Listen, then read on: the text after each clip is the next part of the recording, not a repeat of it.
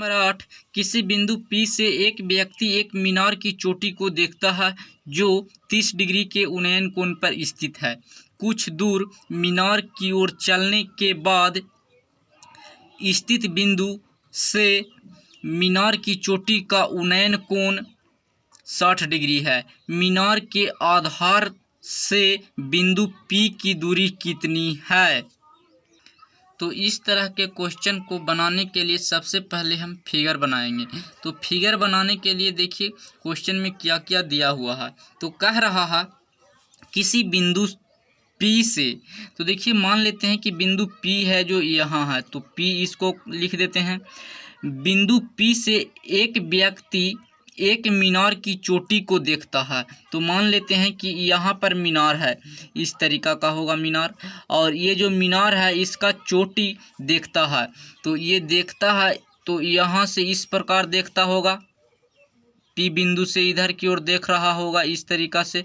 तो कह रहा 30 डिग्री के उन्नयन कोण पर स्थित है, मतलब जो देख रहा है, जो 30 डिग्री के उन्नयन कोण पर देख रहा है चोटी को, तो जो ये कोण बन रहा है यहाँ से, ये जो कोण बनेगा यहाँ से इस तरीका से, तो ये जो कोण है जो बोल रहा है 30 डिग्री, तो इसका कोण है जो दिया हुआ है 30 डिग्री।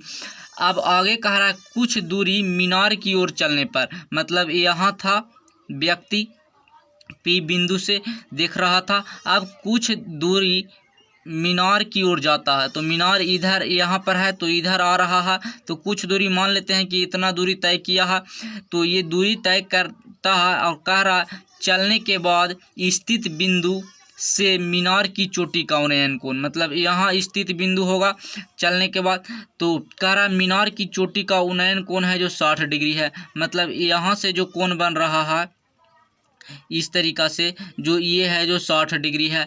तो कह रहा है मीनार के आधार से, ये जो मीनार का आधार है यहाँ, मीनार के आधार से बिंदु P, जो बिंदु P यहाँ है की दूरी कितना है, मतलब यहाँ से यहाँ के बीच का दूरी पता करना है। तो देखिए सबसे पहले इसको नामकरण कर देते हैं, तो P, इसको Q मान लेते हैं, इसको R और इसको S। तो सबसे पहले इसको में देखेंगे कि कोई वैल्यू दिया हुआ नहीं है, कोई वैल्यू दिया हुआ नहीं है, नहीं इतना दूर का वैल्यू है दिया हुआ है, नहीं QP का, नहीं SR, कोई का वैल्यू दिया हुआ नहीं है। तो इस क्वेश्चन को हम सोल्व नहीं कर सकते हैं, क्योंकि सोल्व करेंगे तो ये सोल्व हो ही नहीं सकता है। तो इसका जो आंसर होगा जो ऑप्शन नंबर डी हो जाएगा, अपर्याप्त आंकड़े। तो देखिए इसको सोल्व करके देख लेते हैं। तो इसमें दो त्रिभुज बन रहा है, एक है जो SRQ और एक है SRP। तो सबसे पहले हम देख लेते हैं ये छोटा वाला त्रिभुज SRQ। तो यहाँ पर लिखेंगे त्रिभुज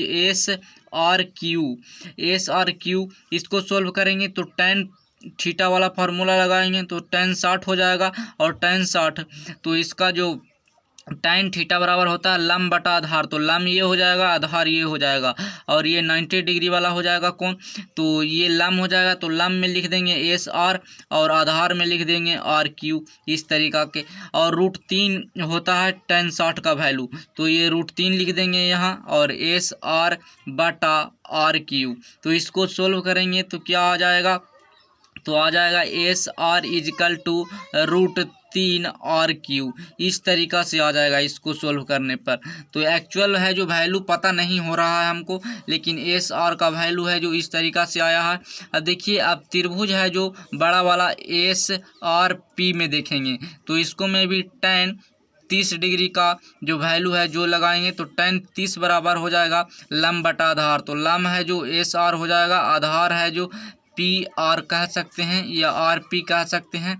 अब देखिए PR है, इसको हम PR को इस तरीका से भी लिख सकते हैं, RQ प्लस QP लिख सकते हैं इस तरीका के क्वेश्चन में। तो यहाँ पर अब देखिए जो tan 30 है इसका वैल्यू होता है 1/√3, तो यहाँ हो जाएगा SR बटा PR। अब इसको सोल्व करेंगे तो आ जाएगा PR = √3 SR। अब PR को हम लिख सकते हैं यहाँ पर RQ plus QP P is equal to √3 SR। तो इस तरीक़ा से हो गया। अब देखिए इसको सोल्व करेंगे तो क्या हो जाएगा। तो इसको सोल्व करेंगे तो सबसे पहले तो हमको यहाँ पर देखिए ये SR यहाँ पर भी है और SR यहाँ पर भी है। तो इसको सोल्व इस तरीक़ा से करेंगे। ये जो ये √3 है जो यहाँ गुना में है, तो ये √3 यहाँ से हटेगा तो इधर आएगा, तो ये भागा में हो जाएगा इस तरीक़ा से। तो अब SR का वैल्यू और SR का वैल्यू दोनों है, जो SR बराबर है, तो ये वाला वैल्यू को दोनों को हम बराबर कर देंगे। तो √3RQ इज इक्वल टू कर देंगे RQ प्लस QP, और ये √3 यहाँ जो बाटा में है जो गुना में चल जाएगा, तो यहाँ गुना में जाएगा, तो ये √3 गुना √3 हो जाएगा। तो ये √3 गुना √3 इस तरीक़ा से हो जाएगा। तो इसको गुना करेंगे तो 3RQ हो जाएगा, और ये जो इधर ये प्लस में है तो इधर जाएगा तो माइनस में हो जाएगा, और ये बच जाएगा इधर QP, तो इधर ही रहने देते हैं। तो यहाँ QP का वैल्यू है जो हमको पता चल जाएगा 2RQ। तो यहाँ पर देखिए जो एक्चुअल वैल्यू है जो निकाल कर नहीं आ रहा है, इसी तरीक़ा से आता रहेगा। तो इसका जो QP का वैल्यू है जो आ गया 2RQ। तो इसको हम सोल्व नहीं कर सकते हैं इस तरह के क्वेश्चन में। तो इसका सही आंसर है जो ऑप्शन नंबर D दिया हुआ है, अपर्याप्त आंकड़े, जो हो जाएगा इसका सही आंसर। तो इस तरह के क्वेश्चन को हम सोल्व नहीं कर पाएंगे।